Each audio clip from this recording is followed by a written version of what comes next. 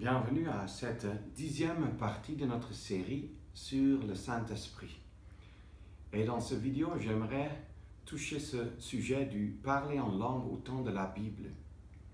Qu'est-ce que la parole nous révèle là-dessus? Alors, j'aimerais juste mentionner quelques points de base. Tout d'abord, ceci. Le fait que quelqu'un ait un don ou agisse comme s'il avait un don n'est jamais la preuve qu'il possède l'Esprit de Dieu. Nous nous rappelons le sorcier qui faisait des œuvres miraculeuses dans la Samarie, en Acte 8, Simon. Nous voyons même en Acte 19 les fils d'un certain juif appelé Sceva qui invoquaient le nom de Jésus pour pouvoir chasser les démons, alors qu'ils ne connaissaient même pas Jésus. Et le démon même leur dit, « Jésus, je connais, mais je ne vous connais pas. » Presque tous les dons que Dieu a donnés comme signe à certains croyants dans certaines conditions et circonstances particulières, telles le parler en langue et le fait d'opérer des miracles, existaient auparavant et sont encore aujourd'hui existants et pratiqués par des sorciers païens. Vous êtes peut-être choqués, mais c'est le cas. Pensez seulement aux miracles que les magiciens du Pharaon ont eu à opérer dans le livre de l'Exode. Cependant, le diable, ça je dois ajouter, n'a pas le pouvoir de donner la vie. Aucun don n'est jamais mentionné dans la Bible comme une marque distinctive pour reconnaître un croyant. Imaginez-vous que le don de guérison des malades soit la marque distinctive. Alors, il faudrait que vous puissiez d'abord guérir quelqu'un de façon miraculeuse, même pas par les paracétamol et les antibiotiques, pour que ce soit prouvé que vous êtes croyant. Heureusement, ce n'est pas le cas. Alors, pour reconnaître un croyant, nous avons déjà vu qu'il faut la confession de la bouche qui est claire, combinée avec une vie changée radicalement à la gloire du Seigneur, où le fruit de l'Esprit se manifestera de plus en plus. Aucun don n'est donc la marque distinctive pour le fait que quelqu'un a reçu le Saint-Esprit. Non plus le parler en langue. Alors, nous devons aller peut-être pas après pas et regarder dans la parole de Dieu ce qu'elle dit là-dessus, parce que beaucoup se posent des questions là-dessus. Et le fait de se poser des questions est même une chose excellente, tant que vous posez cette question à la Bible, pour y trouver la réponse, et non pas parmi les hommes. Nous pensons aux croyants dans la ville de Bérée, en Acte 17, qui ont toujours cherché dans la parole pour voir si les choses sont ainsi. Donc, pour en revenir à la question, comment le parler en langue était-il pratiqué au temps de la Bible? Je dois être plus précis, au temps du livre des Actes. Alors, et quelque part aussi à la suite, la Bible est la parole de Dieu. Ce livre est seul notre guide et notre norme. Si vous dites que mais moi je préfère écouter mon pasteur ou mon soi-disant apôtre, ainsi de suite, alors cette vidéo est inutile pour vous. Mais si vous avez la même attitude que les Thessaloniciens, qui n'ont pas reçu la parole comme une parole d'homme, mais comme ce que c'est réellement, à savoir la parole de Dieu, alors vous serez bénis.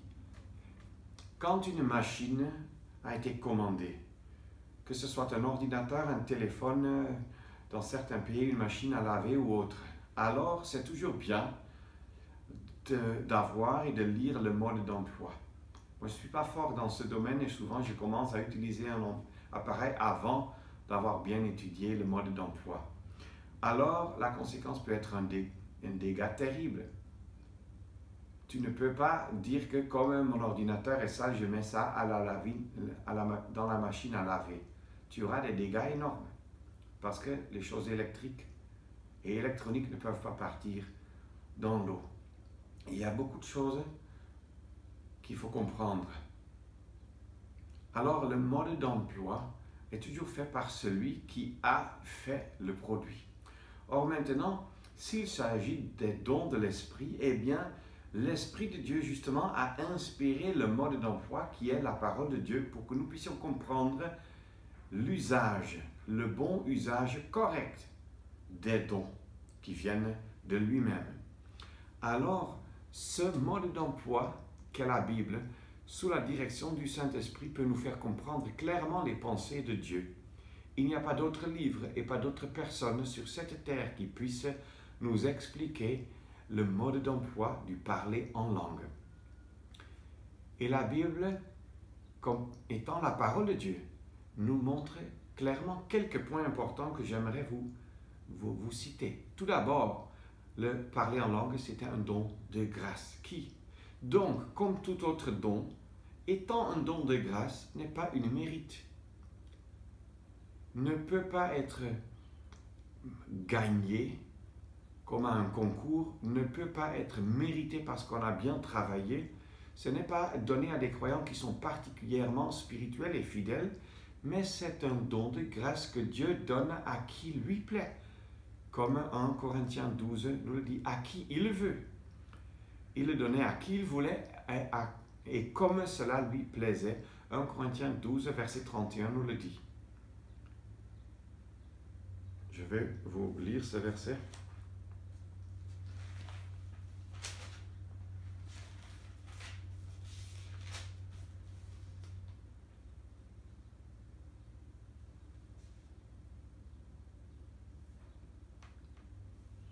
Non, ce n'est pas 31, c'est le verset 18.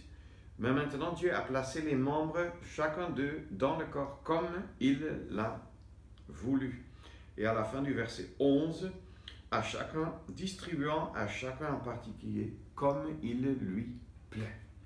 Alors, cela n'a donc jamais été quelque chose que nous puissions exiger ou obtenir par des efforts humains. C'est un point important. Pas non plus par notre fidélité. Il y a des millions de croyants qui pensent que si je suis particulièrement fidèle, peut-être un jour je pourrais aussi parler en langue. Comme si c'était une œuvre ou une mérite à obtenir par nos œuvres. Nous devons désirer en plus les dons les plus grands. Dit 1 Corinthiens 12, 31. Premièrement, ce passage montre que parler en langue ne fait pas partie des dons les plus grands. Deuxièmement, ce passage montre que nous devons nous efforcer de servir et d'édifier l'assemblée, aussi bien que possible par le moyen de la parole, le service de la prophétie, comme 1 Corinthiens 14, verset 3 nous le montre. Et le parler en langue n'a pas été donné pour servir et édifier l'assemblée non plus. Donc, ça montre déjà certaines limites qui sont bien à respecter. Le parler en langue, deuxièmement, était un signe pour les incrédules juifs, non pas un don, je le répète, pour édifier l'assemblée. Donc, en principe, sans valeur durant les réunions d'assemblée. Paul, comme apôtre, limite alors les dégâts faits par l'orgueil des Corinthiens à ce sujet. Ce chapitre 1 Corinthiens 14, qui parle beaucoup de la prophétie et du parler en langue, deux choses distinctes, met l'accent sur la valeur de la prophétie n'étant pas de révéler des nouveautés, mais plutôt de parler à l'assemblée pour son édification, sa consolation et pour la fortifier. Et le parler en langue étant un signe pour les incrédules juifs qui ne sont même pas présents dans les réunions d'assemblée. Bref, prendre ce chapitre comme un encouragement pour les pratiques du parler en langue, c'est d'avoir complètement raté le but même du chapitre. Alors, un autre point devient clair. Dans la parole, c'est un troisième point. Tous les croyants n'avaient pas reçu ce don de parler en langue. 1 Corinthiens 12 nous le dit clairement. Tous sont-ils apôtres? Et la réponse est non. Tous sont-ils docteurs? Et la réponse est non. Tous parlent-ils en langue? La réponse est non. Alors que ce passage aussi s'adresse aux mêmes Corinthiens dont il est dit en 1 Corinthiens 1, qui sont saints appelés en Jésus-Christ, et en 1 Corinthiens 6, verset 19, qu'ils ont reçu le Saint-Esprit qui est en eux. Ils avaient le Saint-Esprit et ils ne parlaient majoritairement pas en langue, clairement. Alors, nous devons déjà faire attention. Quatrième point, parler en langue pouvait, si bien on le voulait, dans l'assemblée uniquement se faire s'il y avait un interprète, un traducteur. 1 Corinthiens 12, verset 27. Pas de traducteur, impossible d'ouvrir la bouche en langue en assemblée. Alors, un autre point, 1 Corinthiens 12, verset 27 nous dit aussi, si c'est pratiqué, alors par 2 ou au maximum 3 frères. Donc pas par 50. En plus, ce même passage nous montre que les frères devaient parler l'un après l'autre, et non pas tous en même temps, comme dans certaines dénominations, c'est le cas que tous parlent en même temps. C'est un grand brouhaha qui sort de la chapelle et on dit qu'on adore ou on prie. Ce n'est pas ce qu'on fait, mais prier dans la parole de Dieu, ce n'est pas faire un grand brouhaha tous en même temps. Et la prière de l'assemblée, c'est lorsque l'assemblée d'un commun accord, comme par exemple Acte 5 nous le montre, s'adresse à Dieu en persévérant dans la prière. Alors, c'est d'ailleurs une règle générale pour tout type de service et de prière dans l'assemblée. L'un après l'autre, la pratique actuelle, que tous prient en même temps,